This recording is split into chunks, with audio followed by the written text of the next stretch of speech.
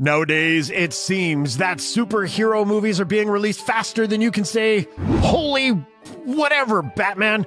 They're everywhere, on the big screen, on television, in video games. It's hard to believe that superheroes weren't a big deal back in the 80s. Richard Donner's Superman made people believe a man could fly, but it didn't exactly set off an explosion of superhero fever that we're seeing now. After Supes, the next big hero to tackle the cinemas was Tim Burton's Batman. In 1989, Batman was everywhere. People were cutting the bat symbol into the back of their hair. When the movie came out, it was a certified hit. Of course, that meant a follow-up was inevitably gonna happen. After such a big box office draw, Warner Brothers gave Burton the green light to do anything he wanted. What he turned in was Batman Returns. So, which of the Caped Crusaders outings is better? Let's fire up the Batmobile and find out. Face Off! No actual science was used to determine the outcome of Face Off. Your results may vary. Please do not consume Face Off if you are allergic to conjecture, opinion, or general nonsense.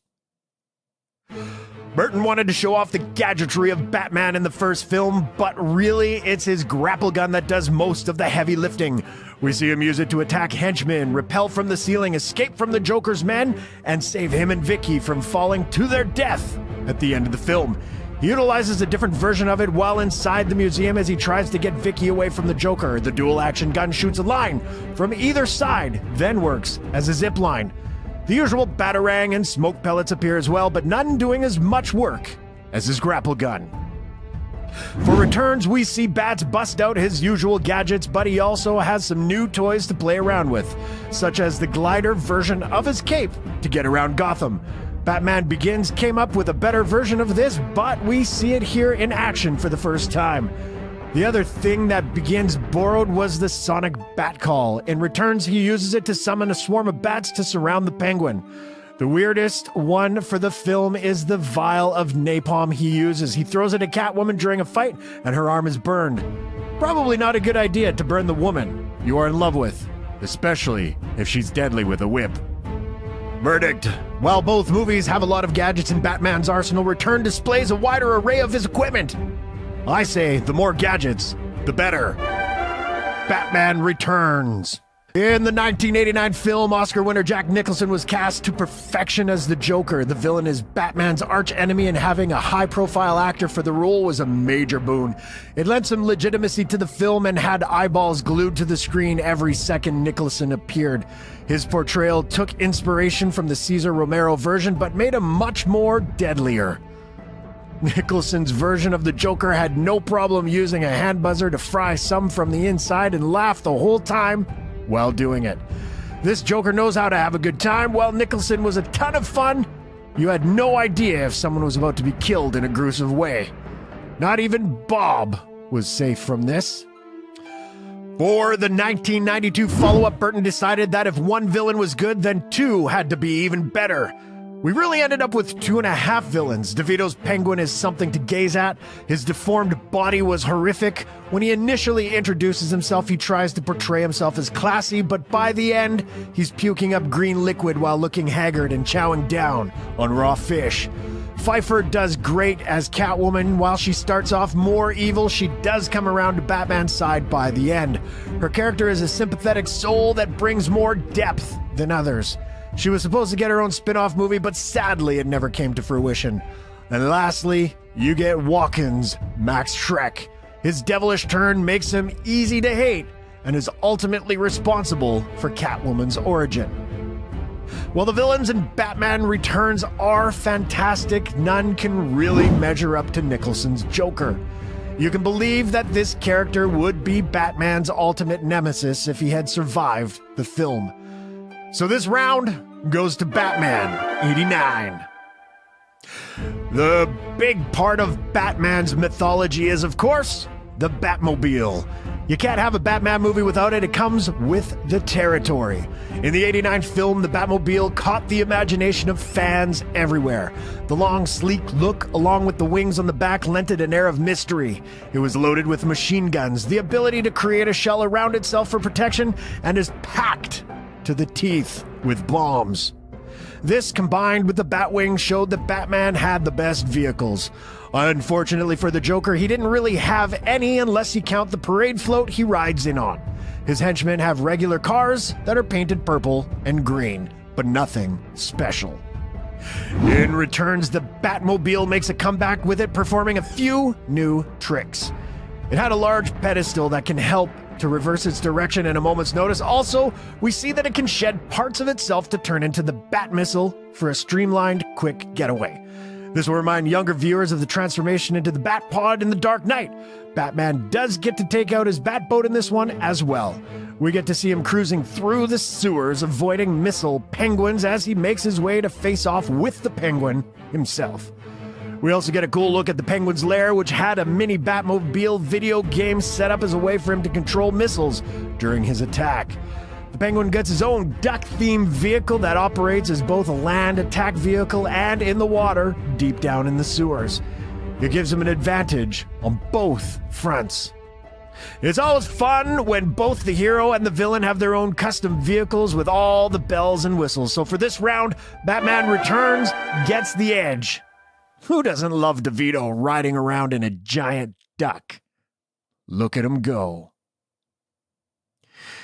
You would hardly associate Batman with a love story. In the first film, he falls for the reporter Vicky Vale. She's tough in her own world, but does come across as more of a damsel in distress when confronted with the murderous Joker. Bruce seems attracted to her willpower, and she can handle herself in a newsroom, but not so much on the rough streets of Gotham. Her and Bruce try to work it out, but in the end, it just wasn't meant to be. For the next film, Bruce would end up falling for someone he doesn't even realize is also his enemy. Selina Kyle is not a woman who's gonna put up with her boyfriend rescuing her on a regular basis. Their warring ideologies make their complicated relationship interesting to watch. Selina has her own reasons for fighting with the Penguin, but ultimately wants her revenge on Max Schreck. She doesn't need Batman to protect her and has no problem throwing some punches herself. Anyone who gets in her way will be sorry. Verdict? Well, Catwoman proves to be a much more complex character than Vicky Vale. Her dark origin makes her a perfect partner for Bruce. While they don't agree on each other's tactics, they are able to find common ground within each other. For the film's first score, Danny Elfman was brought on board to give the film a dark undertone. The music is fantastic, and the Batman theme quickly became one of the most recognizable ones on the planet. The truly genius idea from Warner Brothers was to bring in Prince to work on the soundtrack of the film. What ended up happening was he wrote enough material to use in the entire film and fill up an entire album. With his contribution, it would push the soundtrack to multi-platinum status. In a Rolling Stone interview in 2001, he revealed that the original idea was for the soundtrack to be a collaboration between him and Michael Jackson. Prince would sing funk songs for the villains, and Jackson would have sung ballads for the heroes. Sadly, Jackson was far too busy with his Bad World Tour, so Prince wound up doing it all himself. What could have been? Batman Returns brought back Danny Elfman to once again do the score for the film. His orchestration proved to be perfect for the dark tone of the character. Once again, his tracks gave it the extra punch that the film needed to be a success. For the soundtrack side, one song was produced by Susie and the Banshees called Face to Face. It only reached number 61 on the Billboard charts, which is a far cry from the #1 hit of the previous soundtrack. Verdict?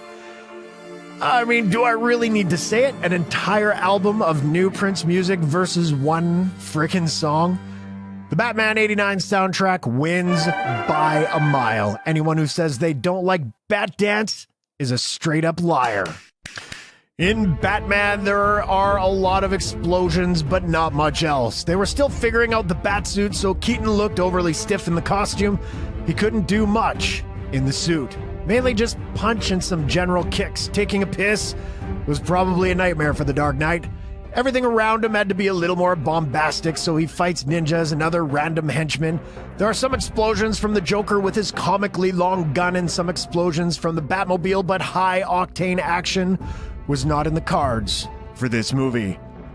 For Returns, the action gets dialed up a little more. Pfeiffer's Catwoman is able to move around more, so her action scenes take the fighting to the next level.